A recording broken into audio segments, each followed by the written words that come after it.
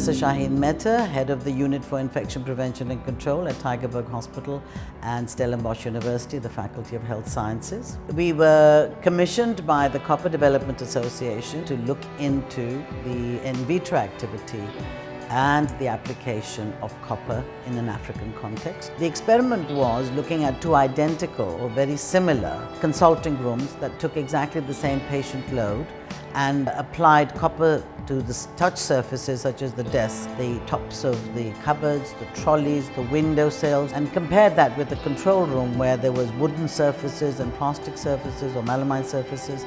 The results showed that copper was far superior to either plastic or stainless steel in its antimicrobial activity, and copper incorporated alloys did have a good antimicrobial activity. We were extremely pleased with the findings and delighted that we could use copper in the context of African primary healthcare facilities.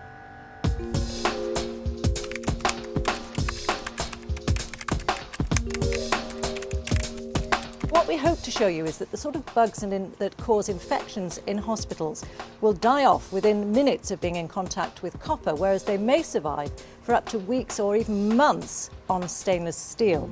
So Professor Keevil, tell us what they're seeing down the individual microscopes. Well, what we're going to do is we're going to take the notorious MRSA bug. We're going to put 10 million of the cells on stainless steel, 10 million of the cells on copper, and what we hope to show you is that they live very happily on the stainless steel, but they die rapidly on the copper. What you're seeing here are the individual bacteria sitting on the stainless steel surface.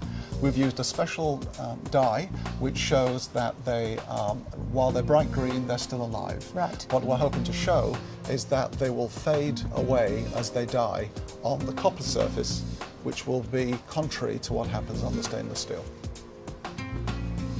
Well, we're coming up to 4 minutes of the experiment now. Let's have a look at the pictures coming from the microscope. And Professor Keevil, tell us what we're seeing. These MRSA bugs on stainless steel, what are we looking at there? Well, what you can see is that we still have the same number of brightly stained bacteria as we did at the start of the experiment at 0 time. It looks very similar to the beginning, actually. And the copper, well... Now you can see a major difference. Now we're struggling to see any of the bacteria, and the ones we can see have got a very pale green colour, showing that they're dying very rapidly.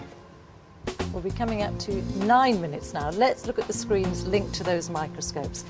And this is stainless steel, and Professor Keevil still looking full of MRSA microbes. Yes, they're still surviving very nicely on the stainless steel. When you say very nicely, how long will they stay there for now? Oh, they could be there for days or weeks. Days or weeks. Let's look at copper. Well, I think now we're struggling to see anything on this image, showing that the bacteria have all died off on the copper surface. Some incredibly impressive results there, much quicker than I expected. In fact, there are quite a number of hospitals around the world now who are starting to install copper in their wards to try to deal with this real problem of hospital-acquired infections.